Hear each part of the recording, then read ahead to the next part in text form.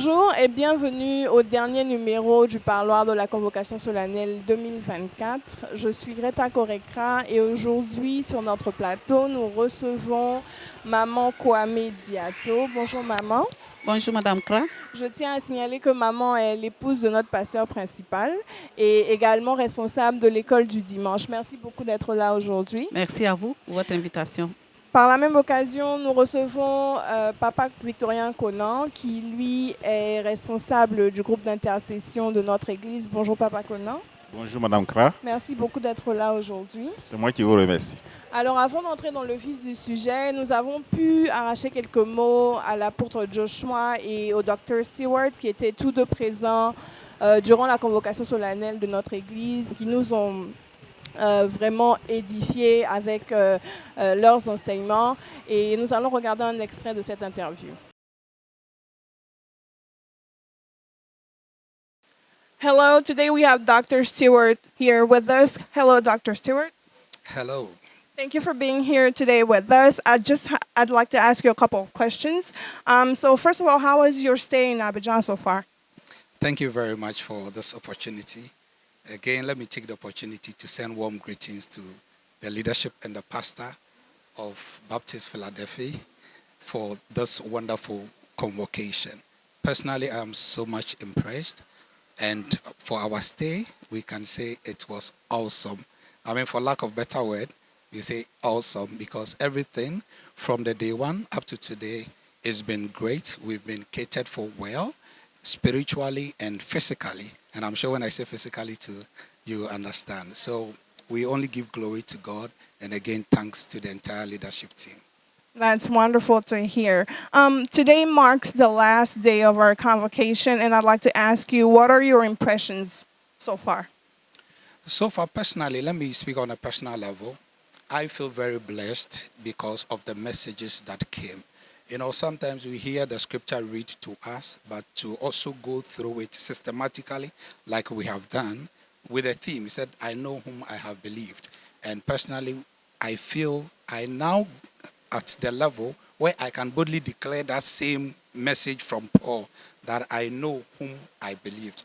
And I think that once we have this knowledge, it will help us as believers and we will be very strong.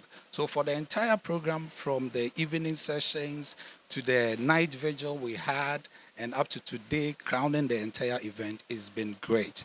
It's been great. Well organized. Well organized. Thank you. We're delighted. We're delighted to hear that. And to end this quick, short interview, I'd like to ask you, what do you want to leave us with? What words of encouragement do you have for us, for our church? First of all, I want to tell the church, the entire church, that God has been faithful to us. It is great that we have such a man of God and such leadership board who have always thought of us and help us with these spiritual programs. We shouldn't take them lightly at all. I always say that it is God that gives us pastors. We don't choose our pastors. That's why the Bible says, I'll give you pastors after my own heart. So if God has blessed the church with such a man of God, with this vision, we should support him with all our might and the entire leadership team as well. We should not only be hearers of the word, but we should be doers of the word. There are two things I picked up from the messages: that we can have faith without knowledge, because just as Paul said, he said, I know whom I have believed. There are people who believe and yet they don't know what they have believed in. Like in the Athens, where the Athenians, they have an altar they've written on it to the unknown God, which means they believe in God and yet they don't know him. But that should not be our case, because we don't follow blindly. We don't practice blind faith. We should rather practice informed faith, which means we should have knowledge in addition to the faith that we have. And that is how we can be successful. Because faith without knowledge, just as the Bible says in Hosea chapter 4 verse 6, that for lack of knowledge my people perish. If you have faith and you don't have knowledge, you will perish. You will fail along the way, because you will not have the confidence to even practice your faith. And you will not have the confidence to defend your faith. That is why it is good to learn as believers. Let's learn the Bible. Let's study for ourselves. Let's get to know God more. Just as the apostle prayed and said, my wish is to know him So our wish is to know God. We should learn more and know Him more, so that we'll be strong, so that not any doctrine can sway us from the faith. No, people just come to us with philosophies, with certain arguments, and we begin to doubt our faith. It's because we don't have the knowledge to support it. But if we learn and grow in knowledge and in wisdom, no wind of doctrine can sway us from the God we believe in. This is the message I want to leave with the church. Thank you very much for having me. Thank you very much, Dr. Stewart, for being here and for living such a powerful message for us today. Thank you. Good afternoon, Pastor Joshua. How are you? Blessed, thank you. Thank you for being here today with us. I'd just like to ask you, now that you are in Abidjan, how has it been? Oh, we bless God so much for you having us in Ivory Coast. It's been a great time being in Ivory Coast. It's been a great exposure, and we've been enjoying ourselves. And I want to say thank you to the team that have been taking care of us and the leadership of the church. Thank you so much. Today marks the last day of the Convocation 2024 for our church. I'd like to ask you, what are your impressions? My impression is that if I have the chance, I will stay all through. I wish it never comes to an end, because God has taught us His word, the spirit of fellowship, the spirit of oneness, the bond, and the family spirit is something that needs to be encouraged. Amen, amen. We're blessed to hear that. And what words, to end this quick interview, what words of encouragement do you have for us? Thank you so much. So what I want to say is that most of the time as Christians, we do not put into practice what we have been taught. That is where the problem is. The problem is not with the challenges or the issues or the problems that we go through, but we not putting the solution that we are giving into practice. So my last words for anyone hearing us is that, like Jesus said, he that hears the sayings of mine and does them will be likened to the wise man who built his house on the rock. He says, the winds blew, which represents change. The storms came, which is actually difficult times. The rains also came, which is a type of prosperity. But because his house was built on the rock, it did not fall. But the one who did not put the word to use, he said, he's like a fool. He builds his house in the sand. So for everyone that is hearing me, I want to encourage, let's put what we heard to use. That is where the solution is. And you come back and give God glory to God. Amen, amen. Thank you very much for your time, and thank you for being here, and we wish you a safe return to Ghana. Thank you. Nous rendons gloire à Dieu pour l'apôtre Joshua et le Dr. Stewart. Nous les remercions d'avoir été là avec nous pendant ces 21 jours et à très bientôt peut-être. Alors pour revenir au vif du sujet, maman, nous sommes à la fin de la convocation solennelle. Comment est-ce que vous vous sentez physiquement et spirituellement? Je bénis le nom du Seigneur pour sa grâce et vous dis merci également pour votre invitation. Effectivement, nous venons de terminer la 10e édition de notre convocation solennelle. Il faut dire que je me sens très bien physiquement, je me sens très bien, je suis en bonne santé. Bien avant de commencer la convocation solennelle, j'avais quelques courbatures, je sentais la fatigue, il y avait des douleurs. Mais par la grâce du Seigneur, quand nous avions commencé la convocation depuis le 29 avril jusqu'au 19 mai, je peux vous le dire que jusqu'au jour d'aujourd'hui, je me sens très bien. Je me sens bien. J'ai pu prendre part à toutes les rencontres. J'ai pu prendre part à la veillée. J'ai pu prendre part à la prière matinale. Par la grâce du Seigneur, je me sens en forme. Gloire à Dieu, gloire à Dieu. Merci, maman. Et papa, comment est-ce que vous vous sentez maintenant? Effectivement, cette convocation solennelle m'a fait personnellement du bien. Au niveau même de ma santé, je sais que j'ai perdu assez de graisse. Ça, physiquement, ça m'a fait du bien. Et j'ai eu la force de participer à chaque étape de cette convocation solennelle. Nous sommes aujourd'hui à la fin. je voudrais dire que spirituellement, ça m'a également fait du bien parce que à un moment, je sentais des lourdeurs. Des fois, tu te réveilles, tu as du mal à prier un peu. Mais après ces 21 jours, je suis renouvelé, fortifié spirituellement. Je suis éveillé et je suis rayonnant. Je pense que ça m'a fait assez de bien au niveau physique et au niveau spirituel. Nous rendons gloire à Dieu, nous rendons gloire à Dieu. Alors, nous avons reçu beaucoup de révélations, de connaissances sur la personne de notre Seigneur Jésus-Christ pendant ces moments, pendant ces 21 jours. J'aimerais savoir, parmi toutes ces révélations, quelle est celle qui vous a le plus profondément touché? Merci. C'est vrai, effectivement, nous avons reçu des révélations. Moi, personnellement, j'ai vraiment reçu des révélations. J'ai même reçu des rémas qui m'ont vraiment édifié sur la personne de notre Seigneur Jésus-Christ. À savoir que notre Seigneur Jésus-Christ est l'image exacte de notre Dieu. Amen. Ça m'a vraiment touché. Et aussi de savoir que Jésus-Christ n'est pas un sauveur spontané. Sa venue a été annoncée depuis le jardin d'Éden, quand il y a eu la chute de l'homme et de la femme. Sa venue a été annoncée. Donc, notre Seigneur n'a pas été fabriqué. Ce n'est pas un Dieu fabriqué, ce n'est pas un Dieu qu'on peut porter, qu'on voyage avec, on met dans la poche ou dans le sac. Exactement. Vraiment, ça m'a beaucoup fait du bien sur cette parole-là. Et puis ensuite, aussi, j'ai vu que Jésus-Christ a été celui-là dont toutes choses ont été créées en lui. Amen. Toutes choses. Rien de ce qui existe n'a été sans lui. Amen. Ça m'a aussi fait du bien sur la personne de Jésus-Christ.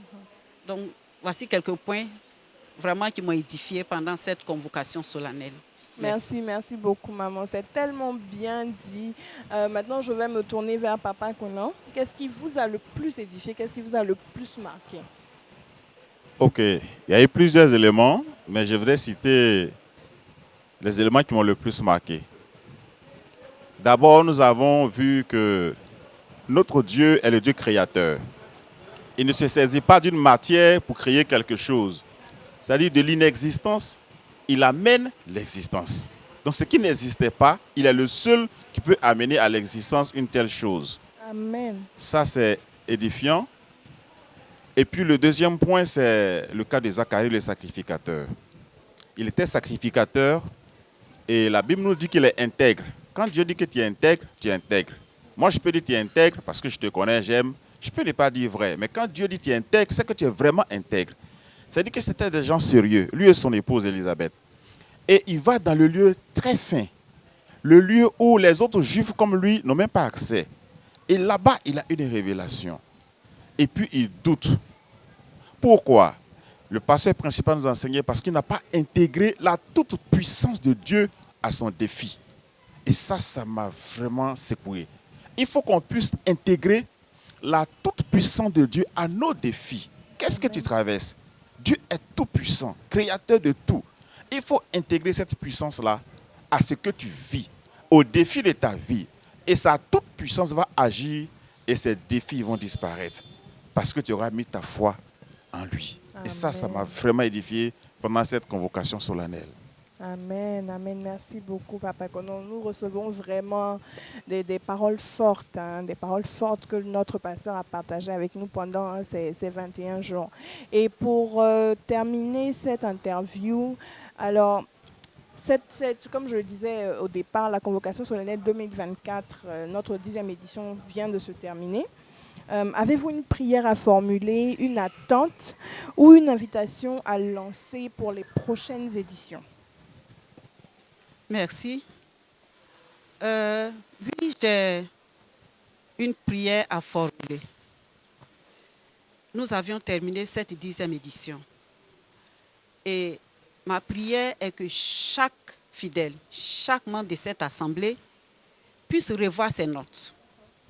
Non seulement revoir les notes, mais prendre du temps pour méditer sur les notes. Et puis, s'attendre au Seigneur, parce que Dieu est fidèle, il tient ses promesses. Tout ce que nous avons reçu, nous savons que notre Dieu accomplit toujours les promesses qu'il nous a faites. Donc, que chacun vraiment s'attende au Seigneur et ne pas ranger les notes que nous avons prises dans les casiers. Une attente. J'ai une attente. M'attendre à ce que chaque enfant de Dieu s'élève. Nous avons beaucoup reçu. On ne doit plus s'asseoir, on doit s'élever. On doit s'élever pour que ceux qui n'ont pas eu la grâce cette année de pouvoir prendre part à cette convocation solennelle, que l'année prochaine, nous puissions les inviter, aller annoncer l'évangile avec les témoignages, partager ces témoignages-là pour que d'autres puissent en bénéficier. Vraiment, c'est mon attente. Et pour la dernière question. En ce qui concernait une invitation. Oui. Voilà. Alors, l'invitation est que chacun de nous déjà s'apprête. Nous avons vécu beaucoup d'expériences. Nous avons reçu beaucoup pour cette 10e édition. Que chacun se prépare déjà. Quand nous allons planifier pour 2025, que chacun puisse prendre le temps pour se préparer pour l'édition 2025. Que chacun s'apprête. Tu fais ton programme de voyage, tu fais ton programme de congé, que chacun puisse mettre la convocation solennelle vraiment dans son programme pour que encore le Seigneur fasse des merveilles comme il a déjà fait. Amen. Merci bien. Amen. Et Papa Konon, quelles sont vos attentes, quelle est votre prière et quelle invitation vous pouvez lancer pour les prochaines éditions de la convocation solennelle? Ok, merci beaucoup. Ma prière, c'est que je vais à ce niveau-là rejoindre ma maman, que chacun de nous fasse sa convocation personnelle. La convocation personnelle de l'Église est terminée. Certainement, il y a des points que tu as saisis qui ont constitué des rémas pour toi. Toi-même, à part maintenant, fais ta convocation solennelle. Tu peux prendre encore 21 jours. Ça n'a rien à voir avec l'Église ou ce que les pasteurs que Dieu a établi sur nous ont institué. Toi-même, tu fais ta convocation solennelle, tu prends le livret et puis les points qui t'ont marqué avec le livret, tu passes encore 21 jours. Il y a encore assez de temps avant la fin de l'année. Nous sommes en mai. Tu as juin, juillet, ainsi de suite. Tu peux passer encore 21 jours. Et Dieu qui t'a révélé des choses va agir pour que effectivement cela s'accomplisse. Ma prière, c'est que nous puissions nous approprier effectivement ce que nous avons vu et que nous en faisons notre chose. Que ce ne soit plus la convocation solennelle de l'Église, que ce soit notre convocation solennelle. Et la dernière question, je voudrais inviter l'Église à se préparer encore davantage pour que les serviteurs que Dieu a établis sur nous puissent aller peut-être à 40 jours au lieu de 21 jours. Je sais que ça va faire rire plusieurs. 21 jours, c'est bon déjà, mais 40 jours, c'est bon parce que j'estime qu'on aura offert au moins la dîme de l'année qui fait 365 jours au Seigneur, ensemble, en prière et en jeûne. C'est l'invitation que je lance. Voilà, qui est claire. Revoyons nos notes. Prenons le temps pour revoir notre livret et de prier à la maison. Et pour ma part, j'aimerais vous dire merci d'avoir été là avec nous pendant ces 21 jours et pendant tous ces numéros du parloir de la convocation solennelle.